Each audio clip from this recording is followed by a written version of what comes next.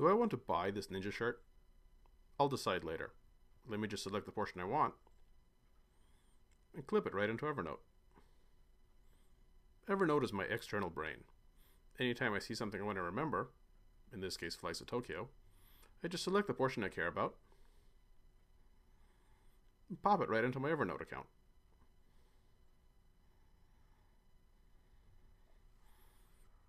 Here's the Mac client. I can see all the notes that I've clipped. Here are those flights with all the text and URLs in place. And here's that t-shirt. You can see the original images there. Let's search for more ninjas. I just type in a keyword, and Evernote shows me all the results. Evernote can actually search for words inside of pictures. For example, in this image, let me just clear the results. As I type in keywords, ninja, warrior,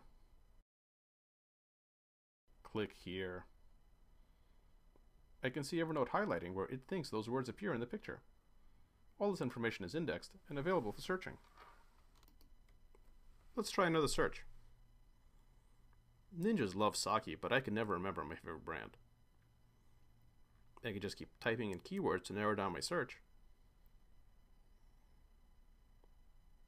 until I get just the one I want. Milky.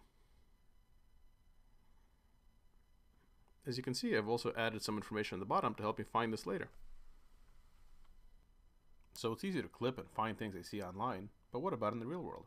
Evernote's great here as well.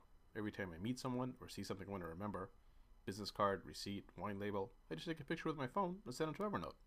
Then it's indexed and available for me forever. Here I'm browsing through some business cards I have on file. I can search these by name or company or anything else, or just browse them graphically. There's lots of other ways to get information into Evernote. For example, let's try photo booth. I can just hold up this ticket stub that I want to remember.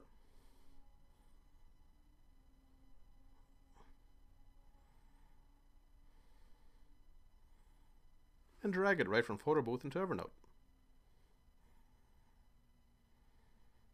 Now it's in my account. It'll be indexed, searchable, and available to me whenever I want. But what good is remembering everything if I can't find it later? With Evernote, I can synchronize any or all of my data to the network and find it later from anywhere I want. Here's the web version that runs completely in a browser. I can do the same kinds of things as in the desktop: searching, tagging, browsing, even clipping.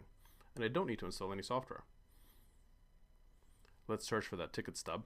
America, Venetian, CES. There it is. As you can see, Evernote does a pretty decent job with handwritten text as well. I can also publish my notes and share them with my friends or the whole world, but it's a topic for another movie.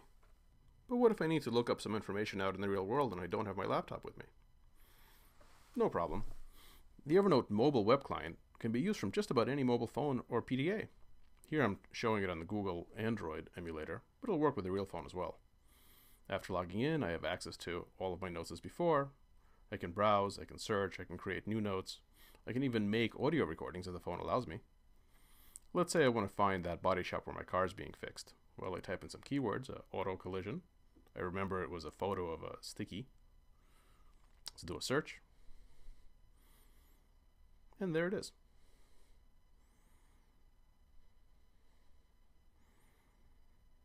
With Evernote, any information that I want to find is always close at hand. We also have a great Windows version that lets you search, tag, share, do the other kinds of things you just saw, and has a few other nifty features. Like this endless tape view, which basically gives you a big scrolling tape of all your memories, and the time band view, which lets you jump to any place in your life with one click. Now you can access your Evernote external brain from any PC, Mac, web browser, or phone. Now there's a ton of other features which I didn't have time to show you, so if you want to learn more, the best thing to do is keep reloading this page until more movies show up. Or you can go to evernote.com and try it for yourself. That's probably better. Thanks.